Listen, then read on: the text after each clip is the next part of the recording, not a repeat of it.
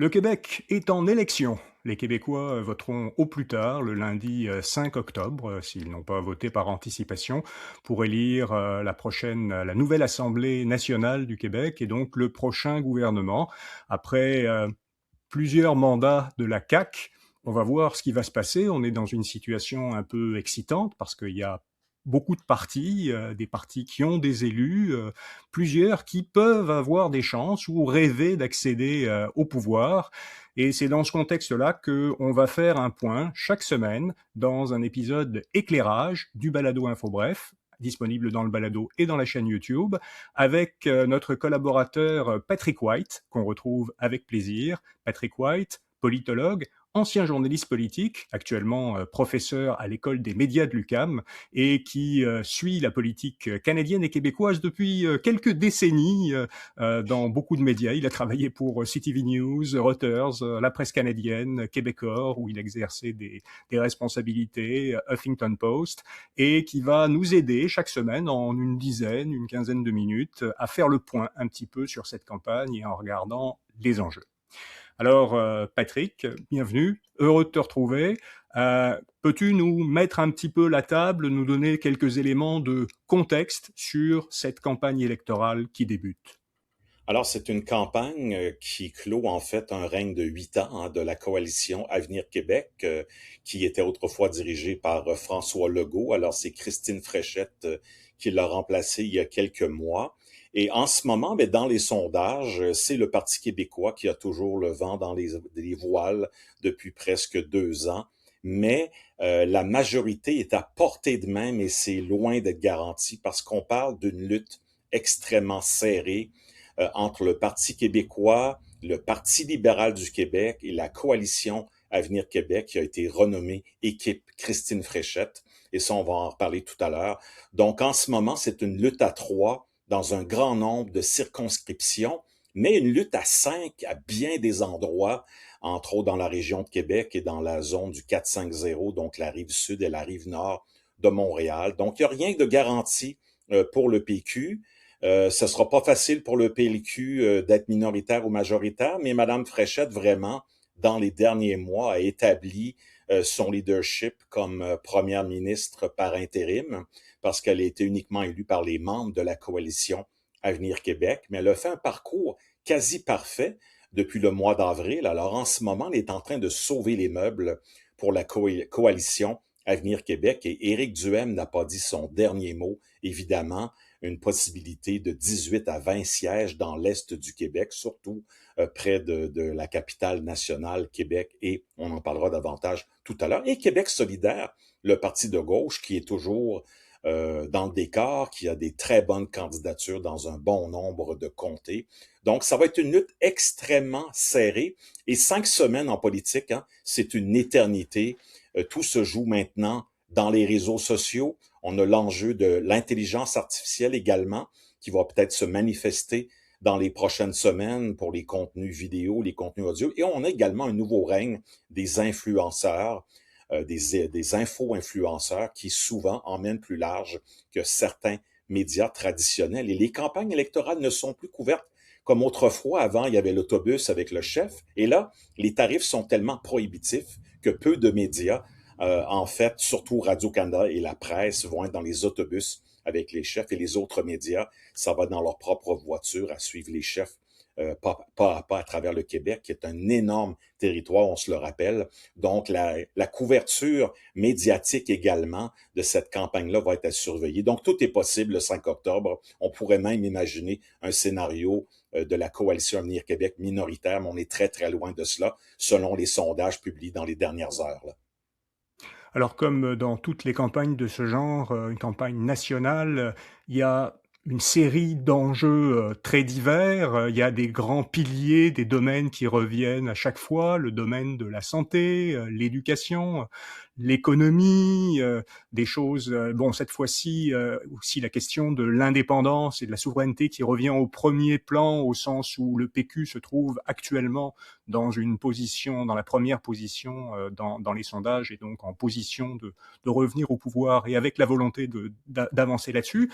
Maintenant, on est dans un contexte quand même très particulier avec la présidence, le retour de Donald Trump à la Maison-Blanche depuis le début de l'an dernier et une guerre commerciale qui s'est déclarée et qui, dans les dernières semaines, a vraiment repris le dessus dans l'actualité.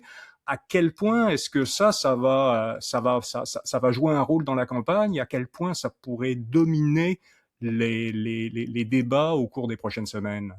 Ben, en fait, ça vient tout changer parce que l'enjeu de l'urne, qui était le coût de la vie, l'inflation en général au Québec, les prix galopants, ben là maintenant, depuis une semaine ou deux, c'est vraiment l'enjeu de l'urne.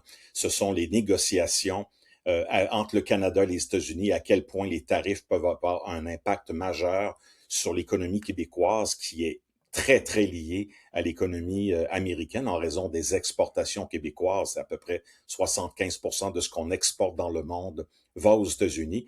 Et ça, de ce point de vue-là, ça pourrait, pour le moment, avantager Mme Fréchette, étant donné qu'elle va porter deux chapeaux durant la campagne électorale, chef de la coalition Avenir Québec et également première ministre du Québec. Et dans les dernières semaines, elle a montré qu'elle était au bon endroit, au bon moment, qu'elle maîtrisait bien les dossiers globalement. Et on voit qu'elle sauve les meubles pour la CAQ, je l'ai dit tout à l'heure. Donc, ça change toute la dynamique de la campagne. Mais la réalité, c'est que pour monsieur, madame, tout le monde dans la rue aujourd'hui, l'enjeu, c'est le coût de la vie. Alors, les candidats, les 5 candidats vont devoir se positionner là-dessus. Qu'est-ce qu'on peut faire pour réduire les prix globalement des aliments, de l'essence, de plusieurs biens qui sont extrêmement problématiques et dans un contexte où les tarifs ont déjà augmenté et vont peut-être augmenter encore plus à partir du 1er janvier prochain. Donc, se positionner par rapport aux tarifs, qui sera le meilleur candidat pour faire face, entre guillemets, à Donald Trump, bien qu'on ne négocie pas directement avec les États-Unis. C'est le gouvernement fédéral de Mark Carney qui négocie, mais le Québec s'active dans les coulisses et chacun des chefs va devoir se présenter comme celui qui pourra le mieux affronter Donald Trump, ses colères, ses hauts et ses bas dans les 2 prochaines années parce que M. Trump est au pouvoir encore pour 2 ans et demi.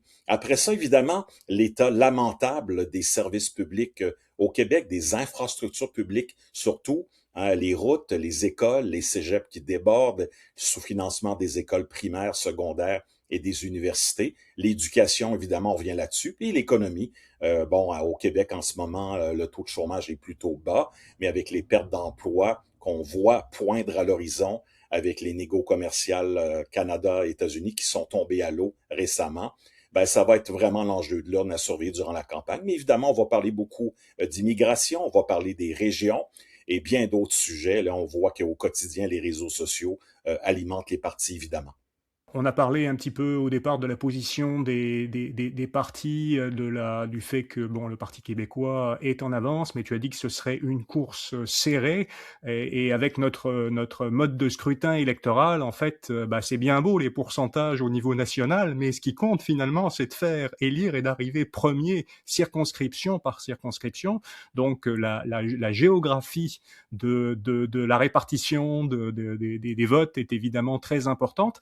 Est-ce qu'il y a des régions particulières qui vont être à surveiller pendant cette campagne? Oui, alors il y a 2 régions. Après, la première région, c'est le 450, c'est-à-dire la couronne nord et la couronne sud de la ville de Montréal, de l'île de Montréal. Donc, les banlieues nord et sud de Montréal, métropole du Québec. Donc, on parle quand même de plusieurs millions d'habitants, évidemment. 450, c'est là où on va voir est-ce que le PQ est vraiment capable de conserver le vote francophone comme c'est le cas en ce moment à l'extérieur de l'île de Montréal, mais autour de Montréal. Donc ça inclut la Naudière, les Laurentides, la Montérégie. Donc c'est énorme comme territoire. Le Parti libéral du Québec, lui, qui est très bien ancré sur l'île de Montréal et dans l'ouest de l'île, ainsi qu'un peu en Outaouais. Et la deuxième région à surveiller, mais là c'est encore au sens large, c'est la capitale nationale, Québec. Et ça inclut évidemment Charlevoix, Portneuf, Lobinière, la ville de Lévis et autour, donc la rive sud de Québec au sens large, la région Chaudière-Appalaches, mais qui inclut également les comtés de Bellechasse, les comtés de la Beauce également. Et là, vraiment, Éric Duhem est extrêmement compétitif, pourrait même obtenir 18 sièges selon les dernières perspectives d'analyse de sondage. On voit même qu'en ce moment, avec le lancement de la campagne électorale, le Parti québécois serait minoritaire en ce moment, mais très, très proche du chiffre magique de 64 sièges. Donc, le PQ est bien en avant, mais c'est vraiment dans la région de Québec au sens large, où là, on va avoir des luttes à 5.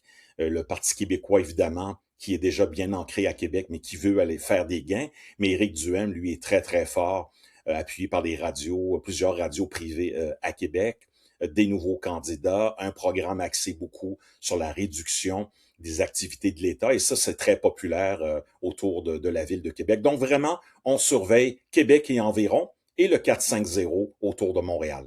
Un dernier point concernant le Parti québécois. Au moment où on commence cette campagne, il est en position de leadership. Il est numéro un dans les sondages depuis maintenant un bon moment. Il se trouve donc en position, même si ce n'est pas lui qui est au pouvoir, mais de défendre cette première position.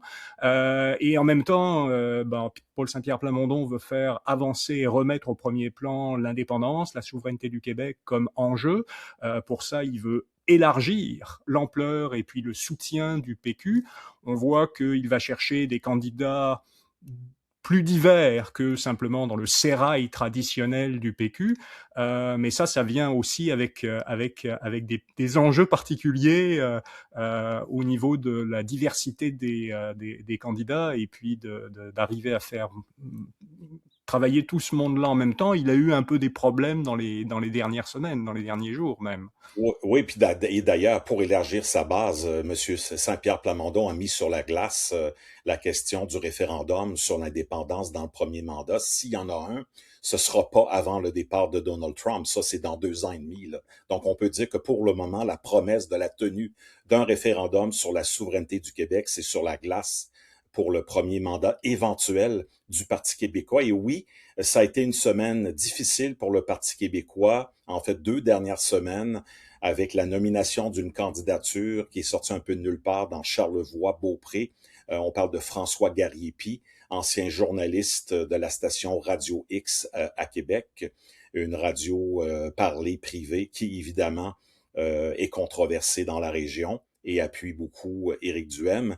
Donc là, on est allé dans les talles d'Éric Duhaime du côté du PQ. Ça a fâché énormément la base militante du Parti québécois qui a l'impression que la région de Charlevoix sera beaucoup moins écoutée parce que c'est surtout les gens de la côte de Beaupré qui font la population de ce comté-là qui est extrêmement grand. Ça part du Mont-Sainte-Anne, de la côte de Beaupré, jusque à la fin de Charlevoix, donc près de Baie-Sainte-Catherine. Donc c'est très, très grand. Donc une frustration assez importante de la base militante du Parti québécois dans cette circonscription-là, mais également dans la circonscription de Tachereau, où les militants n'ont pas été consultés pour la sélection du dernier candidat, Vincent Marissal, ancien journaliste, ancien député de Québec solidaire, qui a démissionné cette semaine dans la controverse, qui a retiré sa candidature après 48 heures à cause d'un arrangement concernant son logement de fonction dans la capitale, où il y avait également on avait annoncé sur la plateforme Home Exchange son appartement, ce qui contrevient aux règles éthiques de l'Assemblée nationale. Donc, il y avait déjà une candidate qui avait retiré son nom là, il y a une dizaine de jours pour des raisons personnelles. Et là, on va nommer cette semaine un troisième candidat dans le même comté. Donc, on a une base militante au PQ dans ces 2 circonscriptions-là où on a l'impression qu'il n'y a pas eu d'investiture, qu'il n'y a pas eu de consultation des membres. Et ça fait très, très mal en début de campagne parce que le PQ va peut-être devoir faire une croix sur la circonscription de Tachereau et celle de Charlevoix-Côte-de-Beaupré. Et disons que c'est un mauvais départ de ce point de vue-là pour le Parti québécois. Quelles sont vos attentes à vous pour cette campagne électorale? Qu'est-ce que vous attendez des partis, des chefs, de vos candidats? Si vous écoutez cette capsule sur YouTube, mettez donc en commentaire de cette vidéo vos commentaires là-dessus. On serait intéressé à voir ce qui vous intéresse, vous préoccupe pour les prochaines semaines. On suivra ça notamment en même temps que la campagne dans les prochains éclairages politiques qu'on va faire donc avec Patrick White tous les vendredis matins dans les prochaines semaines. Un rendez-vous dans la chaîne YouTube d'InfoBref, dans le balado InfoBref, et puis évidemment Dans l'intervalle, tous les jours, on suit la campagne au jour le jour dans notre bulletin de nouvelles Info Bref Matin, dans notre infolettre qui se lit en 2 minutes, ou la version balado qui s'écoute en 5 minutes. Merci beaucoup Patrick White. On te retrouve donc vendredi prochain. Patrick écrit aussi une infolettre quotidienne sur l'actualité des médias. C'est la référence sur le monde des médias. Si ça vous intéresse, inscrivez-vous. Le lien va être dans la description de cet épisode, ainsi que les liens vers les différents médias de InfoBref. Et pour me contacter, si vous le voulez, en passant, mon nom c'est Patrick Pierrat, je suis l'éditeur d'InfoBref et aussi le lecteur du bulletin de nouvelles du balado InfoBref. Merci beaucoup, à très bientôt.